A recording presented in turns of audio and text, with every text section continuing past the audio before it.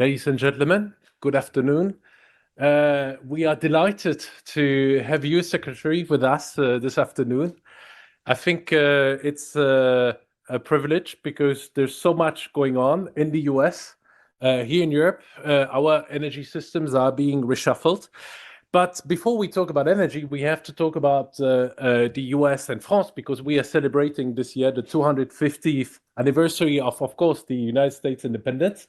But I think France has contributed quite a lot to that. So it's also about US-France friendship. Yes. So I think that deserves a nice applause. And I think that should be really the spirit also of all the events that will take place this year. We have a nuclear summit in March. There will be, of course, the IEA ministerial, but also towards September, another major nuclear event with the Nuclear Energy Agency.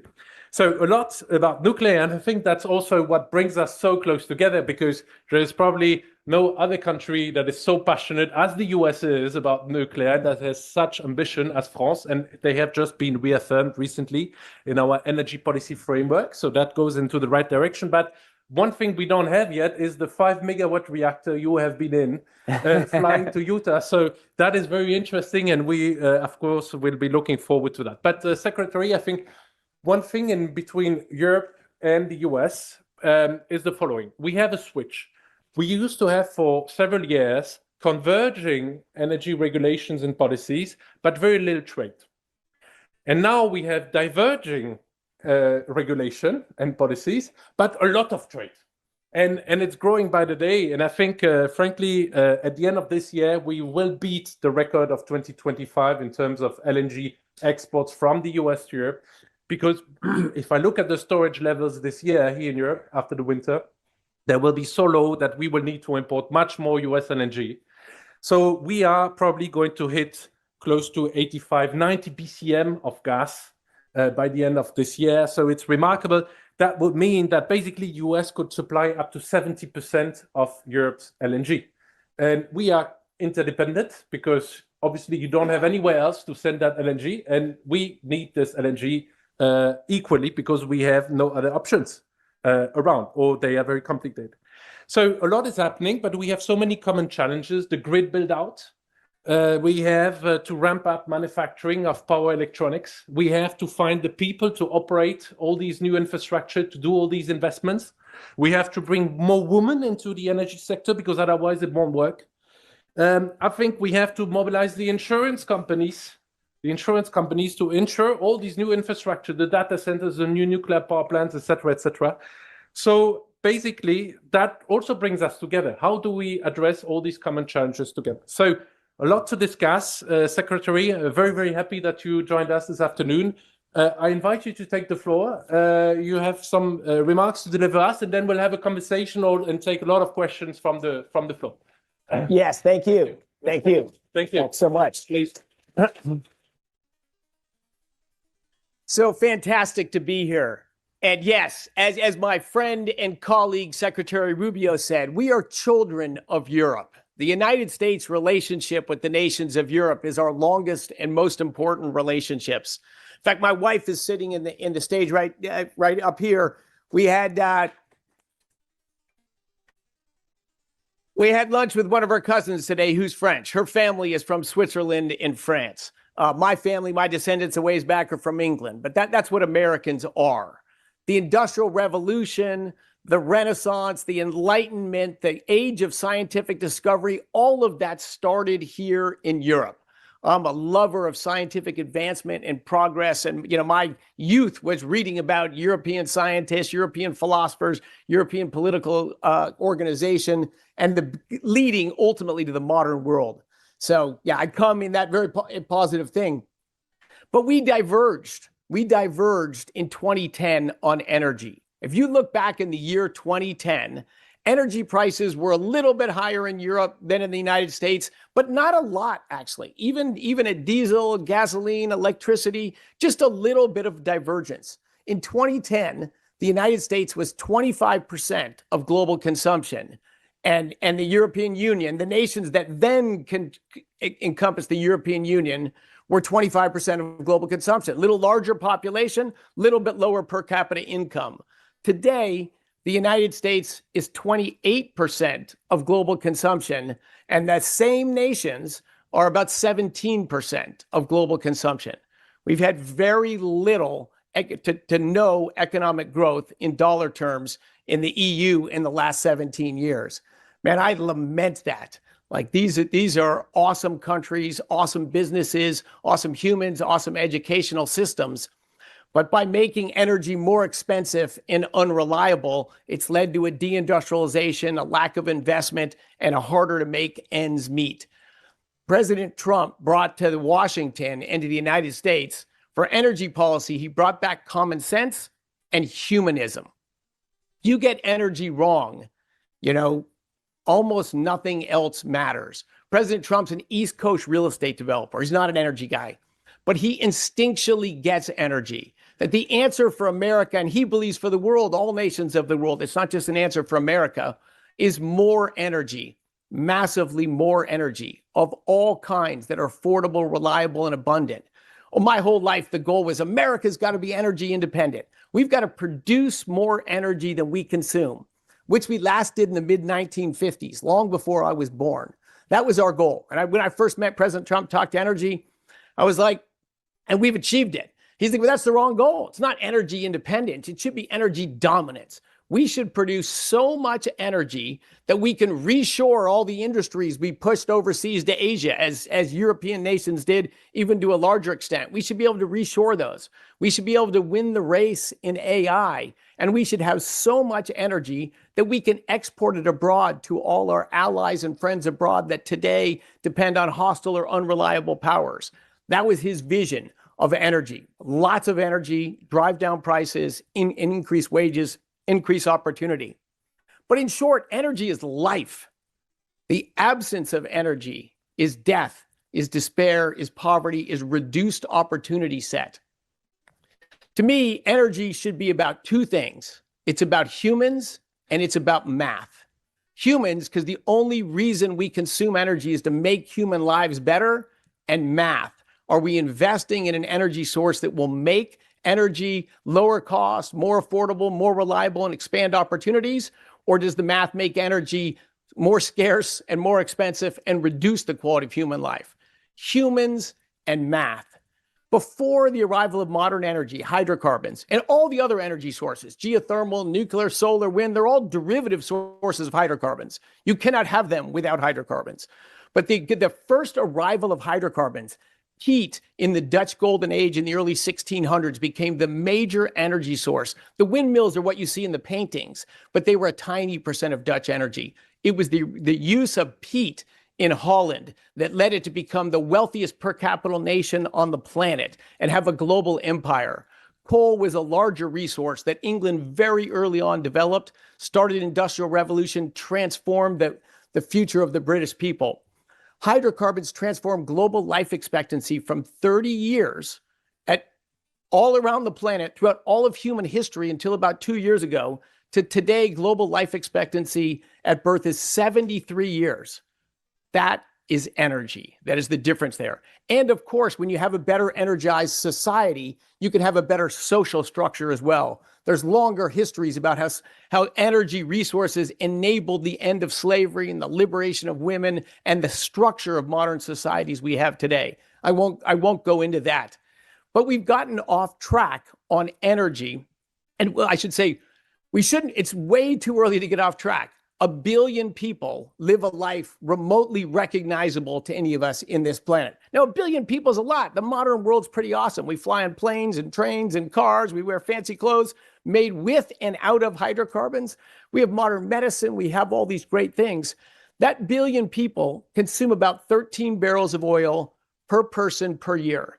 The other 7 billion people on planet Earth consume 3 barrels of oil on average per person per year. And in Africa, it's less than 1 barrel.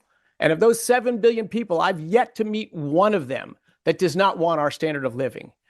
We have 2 billion people today that still cook their meals the way our ancestors did, burning mostly wood or agricultural waste or dung. We have 2 million deaths every year from indoor air pollution because they don't have basic clean cooking fuel, just a cook stove and propane.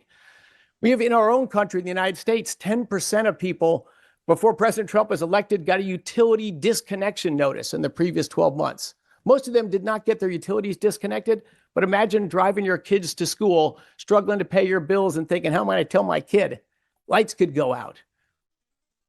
We got off track because of a wild misunderstanding, exaggeration, and for political reasons, using climate change, a real physical phenomenon I've studied and worked in and spoken about for 20 years. It is a real thing, but it has gotten so ridiculously out of whack that we've driven policies that have just driven up energy, driven deindustrialization, and made our countries geopolitically weaker. To give a few numbers on that, the globe has spent $10 trillion on wind, solar, batteries, and transmission lines to connect low energy dense remote energy sources. $10 trillion. And the last full year of data is available. That $10 trillion got us 2.6% of global energy.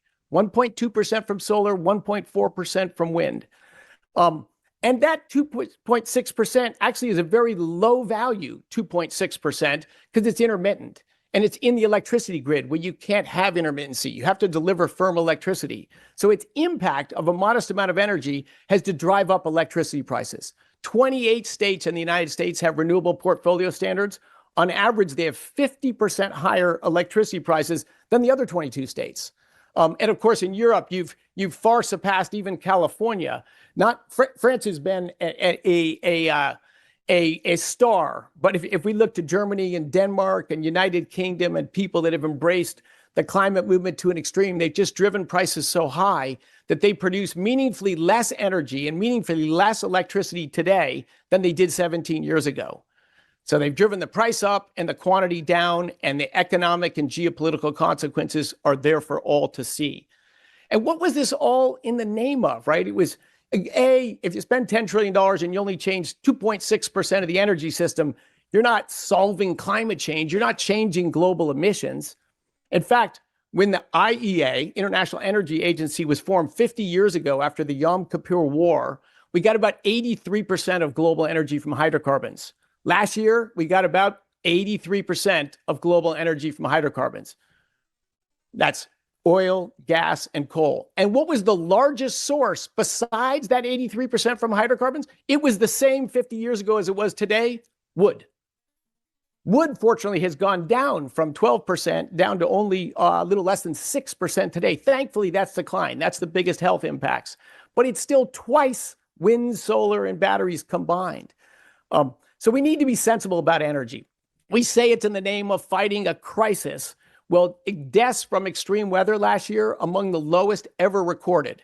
All the years of below 10,000 deaths globally from extreme weather have been in the last decade. 100 years ago, 500,000 people a year on average died from extreme weather in a population 4 times less than today's population. The risk of extreme weather has never been lower than it is today. That's the human risk. And you say, wow, the economic toll, that's what's disastrous. If you correct inflation-adjusted losses from extreme weather events, they've declined about 20% over the 35 years that we have a good data set in. Also, downward trend. If you look at the Intergovernmental Panel on Climate Change reports on hurricanes and floods and droughts and tornadoes, all of them are no trend. They're scary, real things, but they're not increasing, despite the media and politicians repeatedly saying it. So climate change is a real thing, but we should be thoughtful and reasonable about it. But the way to a better world for our citizens and for the planet as a whole is just massively more energy resources from wherever is affordable, reliable, and secure, outside of hydrocarbons, which are, man, I went to college to work on fusion energy. I went to graduate school to work on solar energy. I worked on geothermal energy right after it. I was late to the hydrocarbon game. My life has been about other energy sources, but it is very hard to compare what you can get from hydrocarbons in a cost, flexibility, reliability, security perspective. Nuclear is the technology out of those three that I think has the greatest growth potential, because it can produce not just electricity, but also process heat. I'll end with that last data nerdy point. 20% of global primary energy is delivered via electricity wires. It's cool. It's great. We use it for AI. We use it for all of this. Electricity is awesome. but 20% of global primary energy arrives via electricity wires. The biggest use of energy is from manufacturing, is to make materials. So we can make buildings and cars and planes and internets and data centers. Almost half of energy is used to manufacture materials, and the key part of that energy is high temperature process heat. We get that only from burning wood, oil, gas, or coal. We could get that from nuclear energy. That reactor we carried in that plane yesterday was a high temperature gas-cooled reactor, so that it can be used not just for electricity, but for process heat. So to me, we got to return the focus on energy and climate change to humans and math, and grow our alliance and partnership technologically, economically, and militarily between the United States and Europe. Thank you. Wow, that was a breathtaking food for thought, Secretary. Thank you so much. I got to stir the pot. Yeah, well, I think that was really successful. If I may start, and we'll then collect immediately questions, but perhaps two to start with. And one is, as I said in my remarks, we are now your biggest LNG customer. So all of us in Europe. So as the biggest customer, of course, we are very interested in your future ability to produce. And so what is exactly the equation that you see for your natural gas exports? Because on the one hand, you have the domestic supply, which is increasing, but at the same time, domestic demand is increasing as well, notably for power generation. At the same time, you are planning a lot of new authorizations for new LNG export plants. And in a way, where do you see that going? Do you think that, you will be able to export full steam, flat out, in maintaining low prices in the US and serving your needs? Also possibly exporting to Europe, but how about Asia? Is that in your scope? And when looking into where you've been traveling, a lot to Europe, a lot to the Middle East, not so much to Asia, if I'm not mistaken. So would you consider also a strategy perhaps to try to push out some coal in Asia to place more US LNG because that's performing and it's safe and it comes from you? And the second question on the grid aspect, because frankly, both in Europe and the US, we have terribly underinvested into grids. I mean, that is for sure, as we say here. And now the issue is, how are we going to really live up? Because demand is increasing so fast, but grid development is very challenging. So what's your magic recipe for that, if you have one? Or is it more decentralized power generation using, for example, those small microreactor that you've been just installing? So the last question's complicated. I love it, but I'll come back to it. But regarding natural gas, because I do get asked that question a lot in Asia and in Europe and here, is the U.S. going to have enough natural gas? And this is one of the beauties of the shale revolution, is almost all the oil and gas that was ever created in the world is stuck in these rocks called shales. They're very impermeable. That's where it all is. A little bit of it is seeped out and floated up into porous reservoirs in the Middle East and the U.S. where we drill it and produce it out of. But the vast majority of it's still in the source rocks. So the shale revolution was we figured out how to get natural gas straight out of the source rocks. And the size of the resources are absolutely enormous. Like only a tiny percent of the shales in the United States are even drilling and developing. Because we found the few best ones, or what we think are the best ones. We may find some other ones better later, and we're producing from those. But if you go back just 20 years ago, the United States was the largest importer of natural gas in the world. And we were running 1,200 rigs drilling for natural gas. 1,200 rigs, we were the largest importer. Today, we're by far and away the world's largest exporter, and we're running 120 rigs for natural gas. A 90% decline in the number of rigs we have drilling to produce natural gas. We've more than doubled our production and become the world's largest exporter. So they say, we're a very big exporter of natural gas right now. And if we wanted to double United States' exports to Europe, double our exports to Asia, double all of our United States natural gas exports, we'd need to add about 15 or 20 drilling rigs. Well, we got 900 that are burnt. So would it be hard to add to grow production there? No. The only limit on natural gas is the ability to move it. Natural gas is much cheaper than oil. It burns cleaner than oil. And when I say clean, I mean pollutants, burns cleaner, and it has lower greenhouse gas emissions, a separate issue, but it wins on all those categories, and it's massively cheaper. But you need infrastructure, pipelines, liquefaction, and the ability to move it around the world. But when I looked at energy from that 2010 period to today, by far the fastest growing energy source in the world in absolute terms is natural gas. Coal and oil are second and third, but natural gas is the fastest growing energy source. If you go back 50 years ago, as he said, we got 83% of our energy from hydrocarbons. Today we get 83% of our energy from hydrocarbons. But over that 50 years, oil's grown a little over 1% compound annual growth rate. It's the most flexible, but the most expensive. Coal's grown 2% compound annual growth rate. It's much cheaper, but still easy to transport, but not as flexible. Natural gas has grown 3% compound annual growth rate. And the future probably will grow much faster if we can build the infrastructure to move it. So yeah, can we continue to supply Europe at very low prices? Absolutely, for as far as the eye can see. So that's good news. And the grids. The grids. So I talk about the shale revolution. The US in the last 20 years, we've tripled our oil production, more than doubled our natural gas production, but we barely produce more electricity today than we did 20 years ago. It's embarrassing. And China, as you've all seen, has just skyrocketed their growth of electricity production, and they've barely grown their oil production and barely grown their natural gas production.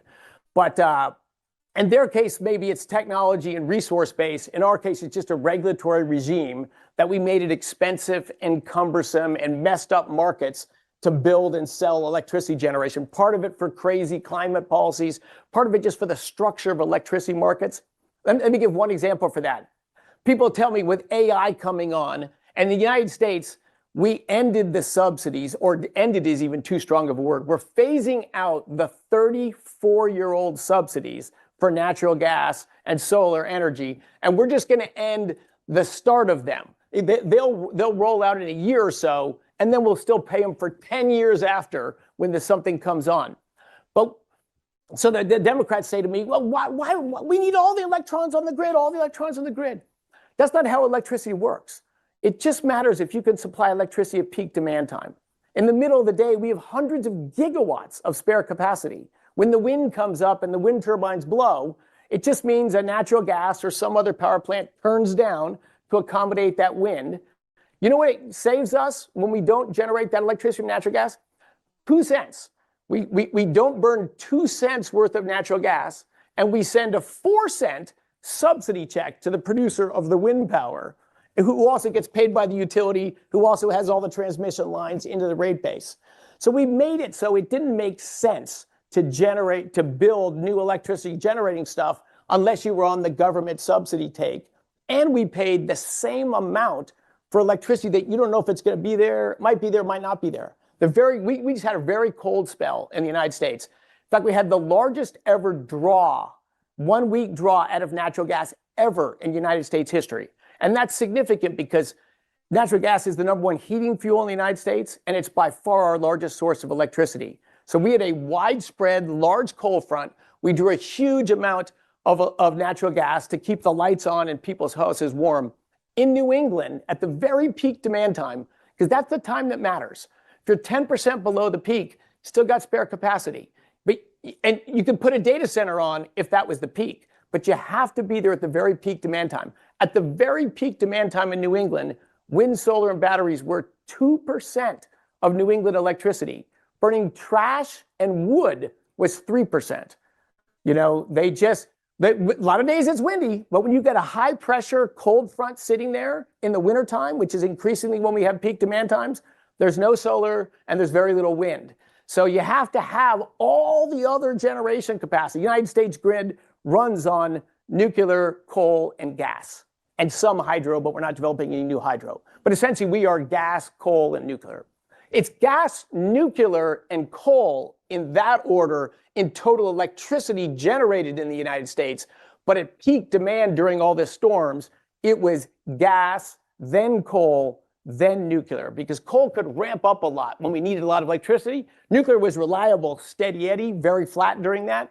Wind power in those 4 cold days. So not just the peak moment, but so we had windy periods throughout all that. There was low pressure systems moving around. So we got a fair amount of wind power, but 40% less than we got at the same week last year.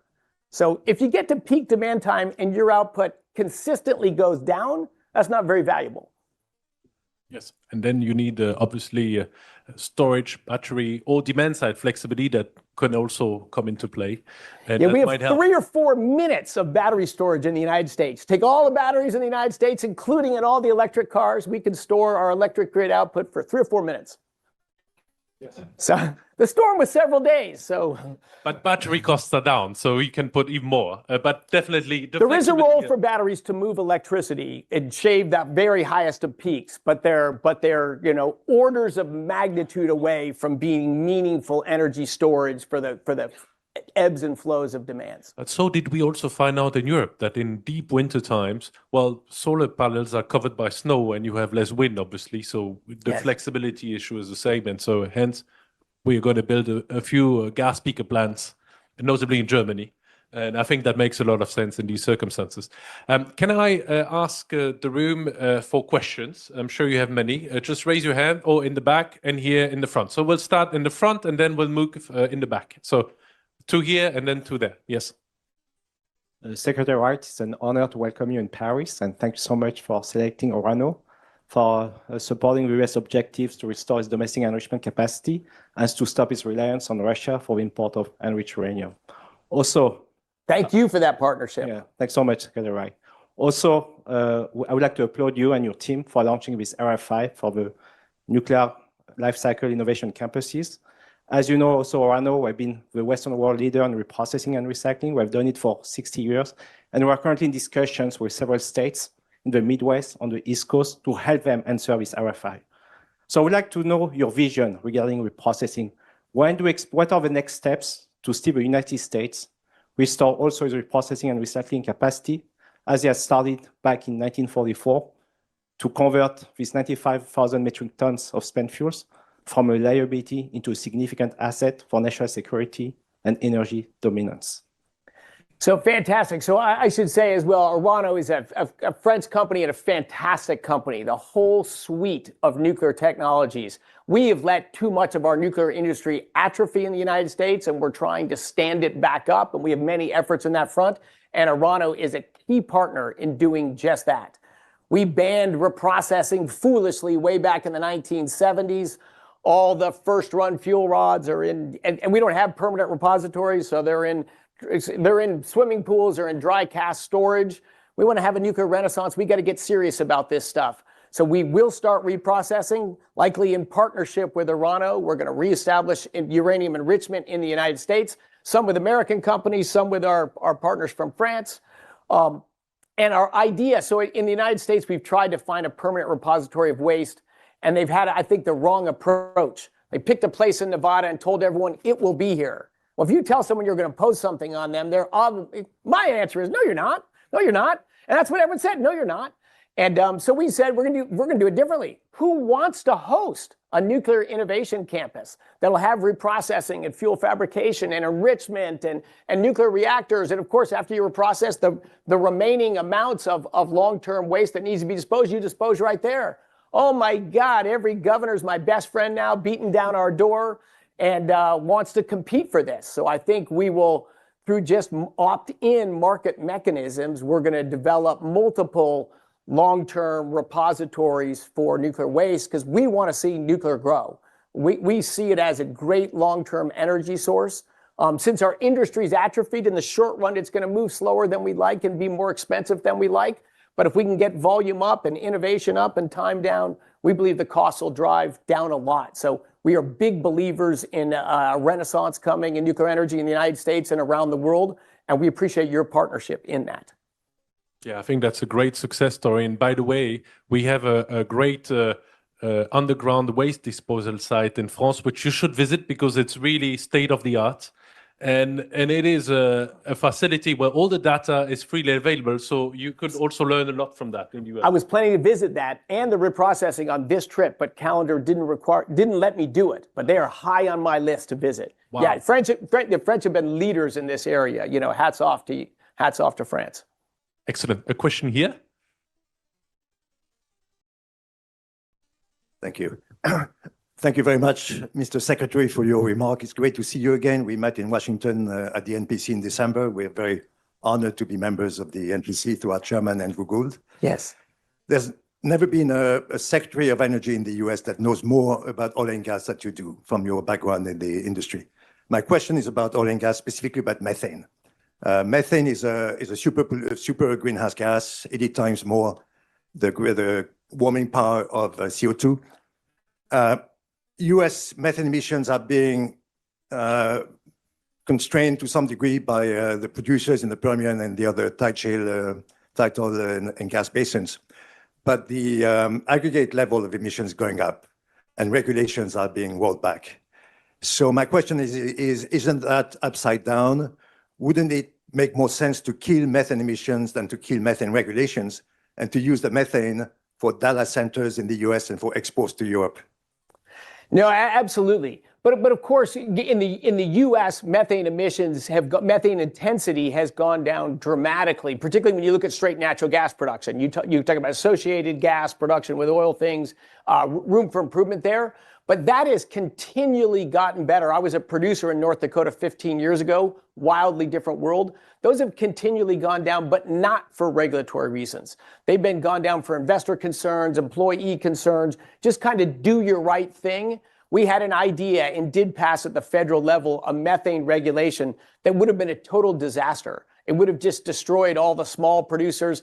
Big companies love big regulation. It would have been beautiful for the big companies in our country, but it would have been ruinous. Just the compliance costs for the little guys, which meant they would have to go out of the methane business, so the big companies loved it. So we're about innovation, not regulation. I agree with you. We will continue to drive down methane intensity with better technology, with better sensing, with better measurement of stuff. I think that's a rapidly improving sector. I think the performance of the U.S. and the larger producers today in the U.S. is outstanding. But they're not like, oh, we're done. They're like, well, what's the next level? So it is driven by innovation, by shareholders, by employees, by neighbors. It's driven by social forces, not by regulation in the United States. And in fact, the CBAM rule into Europe, I think, is a huge risk. It's just the regulatory burden of it, I think, would stop, and the penalties associated with it would make it too risky to export natural gas to Europe. That's a loss for the U.S., but I think an even bigger loss for Europe. We got to get sensible about that. But I agree with your desire to drive down methane emissions. Maybe just different mechanisms do it, but I very much agree with your point. So that's also very good news, because we need to find an arrangement between the European Commission and the United States and actually all the producers on this issue, because it's important, but we have to make it operational and at hand for the companies, right? Yes. There were questions in the back, please. Good morning, good afternoon, Mr. Secretary. You were last year in Greenland with Vice President Vance. My question is quite simple. We know there's a lot of rare earth, particularly heavy rare earth in Greenland. There's a lot of uranium capacity. There's a lot of oil and gas, 31 billion barrels of oil equivalent, according to the USGS. What is, according to you, the US energy plan in Greenland, if there's any, compared to the national security aspect of the question? Thank you. Yeah, so the reason I went to Greenland last year and the huge U.S. interest in Greenland is really for national security, for defense shield, and for monitoring increasing activity in the Arctic. But if we're going to go and yeah, look, this issue has been way blown out of what it was never going to be. But the U.S. does have tremendous interest in using Greenland for national security, and again, not just for the U.S., for our Western allies. We think it's important that the U.S. militarily be there. But then as we always think, like, if we're going to be in Greenland, what can we bring positive for Greenlanders besides tax dollars? So mining or energy development could bring great economic opportunity to Greenland. It's very expensive to mine in a remote territory with not a lot of infrastructure, with a lot of ice. So, there's certainly far more attractive places to mine for rare earth rare earth elements is a terrible name because they're everywhere. They're not rare at all. The only thing that's low is their concentration. So you want to find, relatively higher concentration with low logistics costs. So I hope we can find economic opportunities to, boost boost incomes and economic opportunity for Greenlanders, just as we want to do for Americans as well. But that's the interest isn't that. We got all sorts of places to mine rare earth metals and produce oil and gas. But it might make life better for Greenlanders. Our interest is national security, as you said. And thanks for reminding, Secretary, that we will need a lot of low-carbon electricity that can be moved to mining areas because that are often remote, and because of the lack of infrastructure, it constrains the mining operations. And so we have to unlock that. Yes, yeah. Exactly. There was another question in the back, and then we move a bit forth. Yes. Good afternoon, Euronews Bulgaria, Jordanka Kostadinova. So for Bulgaria and other countries in Eastern Europe, energy security is still unstable. What is the United States prepared to do to improve the process? Thank you. Yeah, so look, as you've heard, our message for energy in Europe has been really centered around energy security. You know, we saw Europe create a dependency on an unfavorable and unreliable supplier. So our goal is to try to work with the European nations to fix that. One of the ideas is this vertical gas corridor. You know, there's 5 west-going pipelines from Russia. We can import U.S. LNG in the north, in Lithuania, and in Poland, and in the south, in Croatia, in Greece. And then we want to fill out the pipeline network to supply Central Europe with lower cost and reliable natural gas. I'm also keen in a number of the countries in Romania, in Ukraine, in Bulgaria. There are local energy resources that we're also very happy to partner with companies to develop resources there. We're in dialogue, certainly with Bulgaria, on nuclear power as well. So we are all in on energy, and we want to partner with our friends all across Europe on some individual specific deals, but ultimately on building the infrastructure so we can move energy more cheaply. Like, I would love nothing more than to see the price of electricity in Western Europe come down. I would love to see Germany and the United Kingdom and Belgium reindustrialize. These were awesome, proud industrial nations, because it makes the economy stronger, it makes the defense industry stronger, it makes stronger partners with us in the U.S. We want the wealthy, free nations to be the strongest, most powerful nations on earth. So we're not going to be subject from tyranny. Question in the middle here. Okay, then we can start there, and then here we move to the middle. Yes, sorry. Thank you for your time and for the very clear explanation you gave about the US policy. I'm Guillaume Emery, working in the energy industry in France. I have a question about the US grid. In the past, we heard about 5,000 kilometers of 525 kV HVDC links to synchronize the 3 electrical networks you do have in the US. Do you still have plans for the grid of such magnitude, or is this project over? No, so we have multiple grid expansion projects connecting across grids. So I'm not sure the specific project, but definitely building grid infrastructure is on our list. And it's so slow to build transmission lines. One of my also goals, the Trump administration goal, was to make it easier to build things in America. It's so easy to stop something. It's so hard to build something. So we've built precious little transmission lines in the last 20 or 30 years. We do have a few transmission lines projects we're trying hard to push forward. Even bigger is reconductoring existing lines. How can we get more capacity through right-of-ways that we already have? But yeah, we need to invest in that. There certainly has been an overinvestment in the United States in when we could build wind turbines out there, and we could build wind turbines over there, and we could put solar over there. And when you start to put remote generating sources everywhere, the cost of transmission is the fastest rising piece of the rising electricity bills in the United States. So we want transmission that makes sense, that debottlenecks. But, you know, a lot of the transmission, some that we built and that we're trying to build, is really just an additional subsidy to take it, you know, a low value energy source and make it monetizable. So we don't want to do that, but we do need to make our grid, you know, more robust and better connected. Mm-hmm. Sorry for the complicated answer. It's not a good answer. Hello, thank you for being with us. I'm an independent energy consultant. You mentioned the new ambitions of the US in nuclear, and you mostly, if I understood right, spoke of fission. I would like to have your view on fusion. What is the role of fusion in this new ambition and in the nuclear American portfolio? Well, as a 16-year-old kid, I decided the mania when I was a kid was that the world was coming to an end soon, and the problem was oil, gas, and coal. It very parallel. Then it was that we were running out of oil and gas and coal. Industrial society was going to collapse, and mass starvation was not far behind. You know, as a kid who loved science and math, I was very interested in astronomy. That was pessimistic, and so I chose to go to MIT from Colorado. I didn't want to go to the East Coast. I chose to go to MIT specifically to work on fusion energy, you know, at the Alcator A and C tokamaks. So I'm a passionate, from my youth, intrigued by fusion. We have ramping up efforts from the DOE in fusion. Now inertial confinement, every bit as much as magnetic confinement fusion. We're talking about partnerships overseas with the European endeavors in fusion. So I'm quite passionate about it. And I think with AI and with some advancements in material science, I am optimistic that we will see pathways to harness commercial fusion energy in the next few years.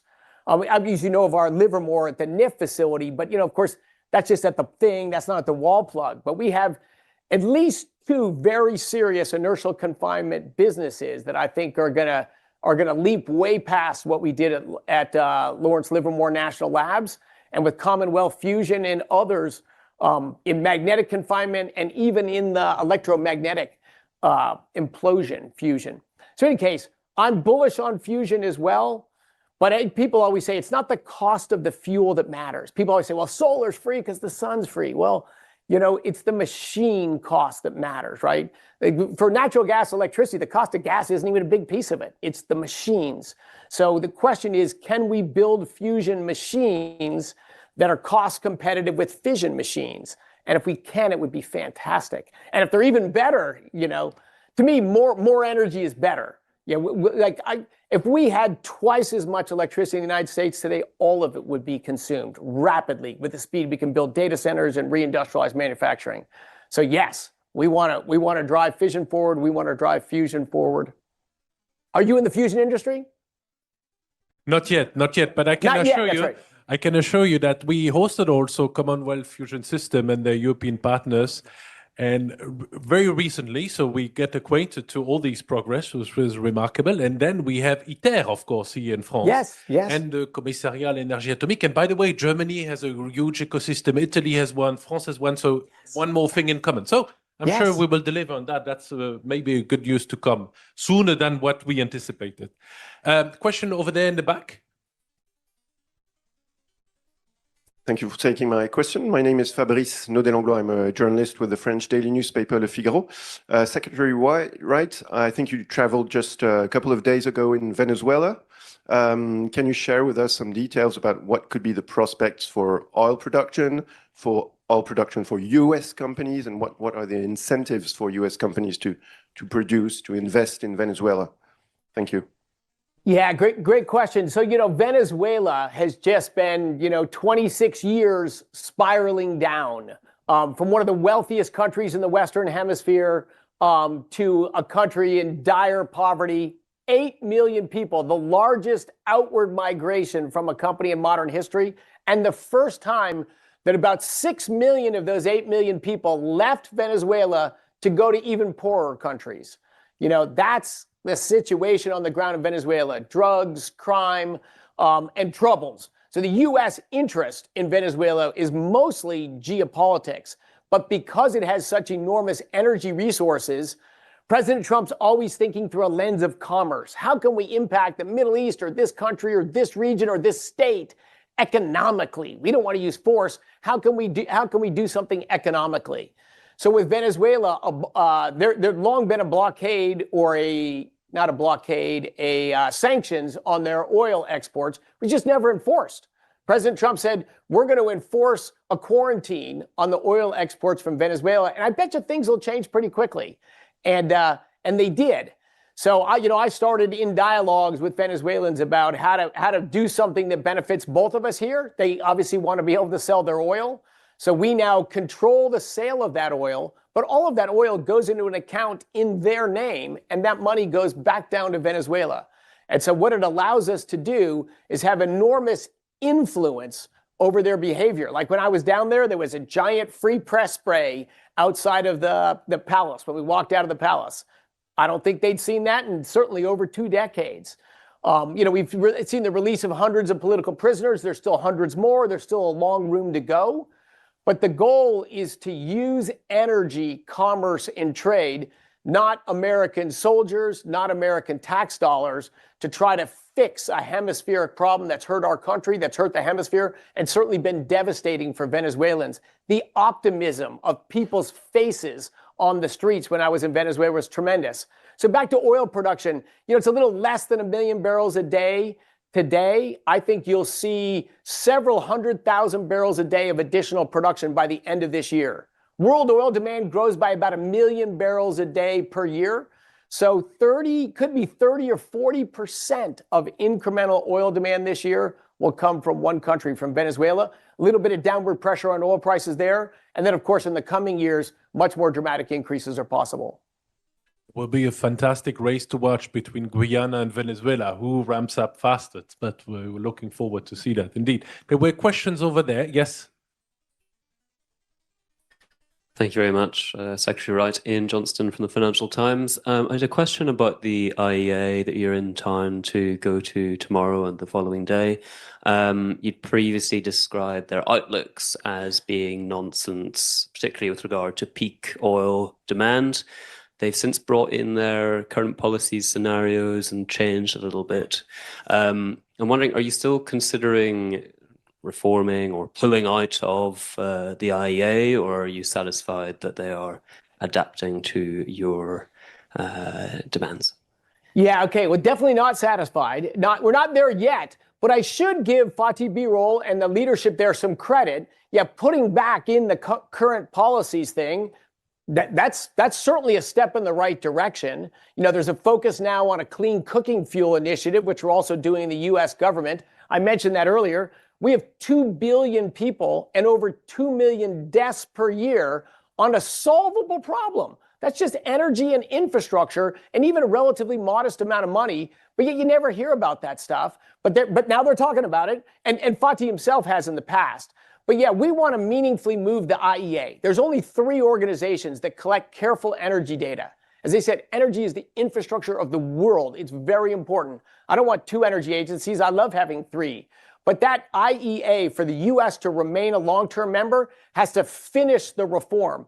As you just said, so much of what they do is I call it the 53rd Climate Advocacy Organization. We got 1 million of those.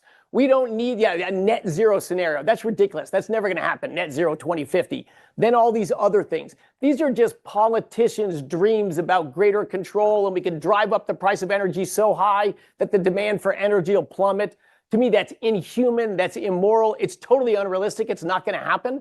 And if so much of a data reporting agencies is on these sort of left-wing big government fantasies, that just distorts their mission. So I think the world's got plenty of climate advocacy organizations, and if they want to be another one, cut that part off. It can be the International Climate Advocacy Organization, but take that out of a serious energy group and focus on energy security. It was founded after the Yom Kippur War to make sure the world had enough energy. And it does great quantitative work on energy, but it needs to focus on that mission and not, playing nice with European politicians or American, whoever it was that want them to become making up these fancy. Isn't that crazy? For 5 years, they didn't have if the world goes on kind of like it is today scenario. They didn't have that. It was only like what degree of climate craziness was going to happen in the future. That's not about projecting the future of energy. That's about projecting the future of politics and how much you can impoverish people without them throwing you out of office.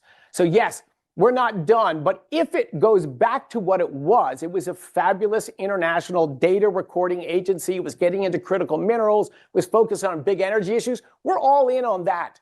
But if they insist that it's so dominated and infused with climate stuff, yeah, then we're out. Like we're about people and math. That's what energy is about, people and math, not climate politics. There was a question just next to you. Yes, madam. Thank you very much, Secretary. Julia Renner with Breakthrough Energy. You mentioned a number of companies that we've invested in, Commonwealth Fusion, Fervo, and many other opportunities. Coming back to the point that Marc-Antoine made earlier, where there's perhaps less collaboration around regulation, I have a question around innovation and where you see partnerships with other countries and what would be the priorities on the innovation agenda. Yeah, so yeah, I would say it's another tagline for our administration. Yeah, innovation, not regulation. That's what drives progress and improvement. Geothermal certainly is an area of interest and focus of our government. And the reason is that geothermal can provide power 24/7. You don't need the wind blowing, you don't need the sun shining. That difference is just dramatic. And as you know, like I was involved with Fervo before, not only can you provide power in all weathers, you can ramp up at peak demand times and you can ramp down at low demand times. That's very valuable energy. Using shale technology that continues to get better. So and in all my travels around the world, there's a lot of interest in geothermal. There's a lot of interest in nuclear. And, you know, scientists and brilliant innovators and engineers, they're all over the planet. You know, they're not in one country or this country. So I am all about, and the Trump administration is all about partnerships and cooperations to drive innovation forward. Again, an innovation that's consistent with energy being about humans and math. You know, are nuclear and geothermal as cheap as combined cycle natural gas today? No, but they could be.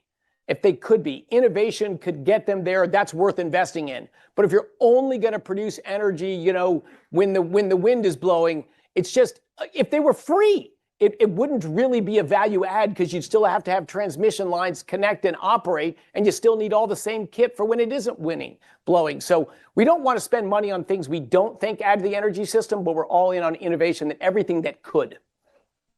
And thank you that's a great work you're doing.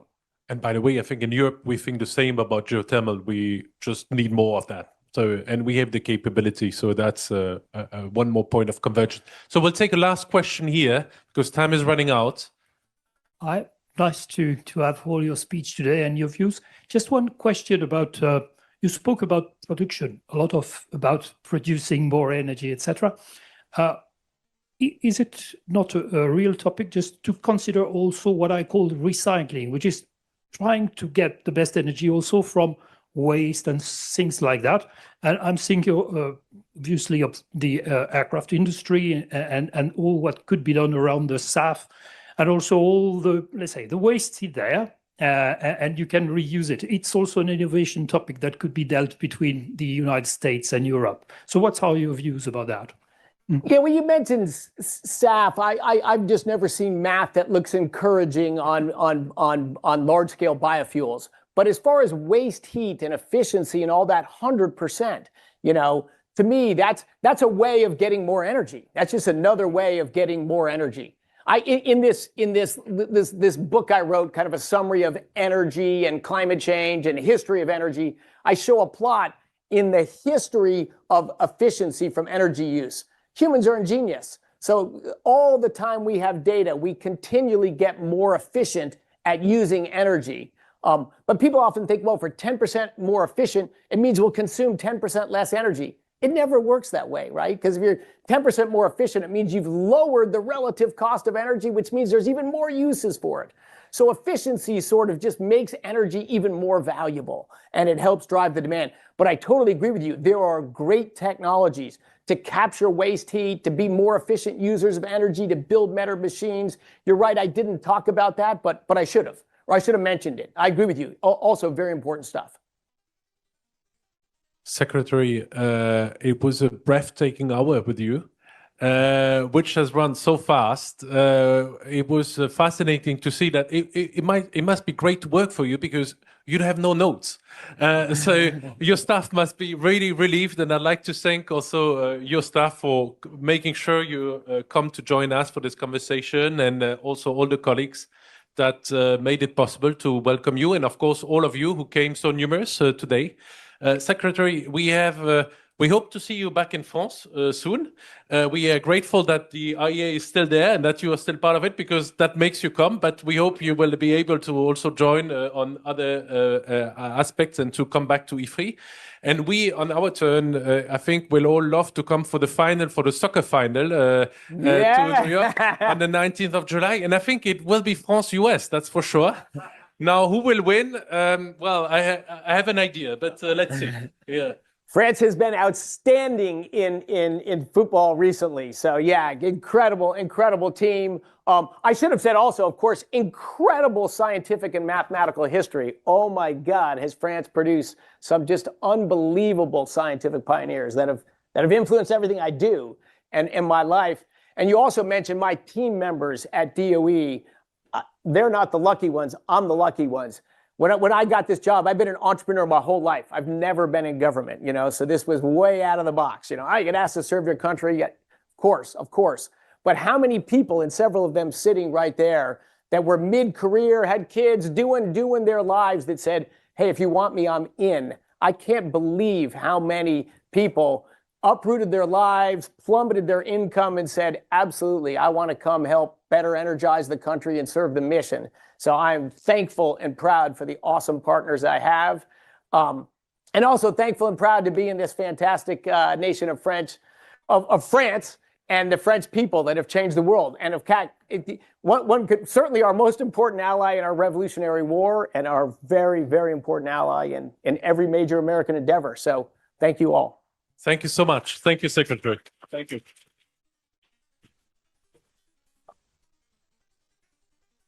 Escape.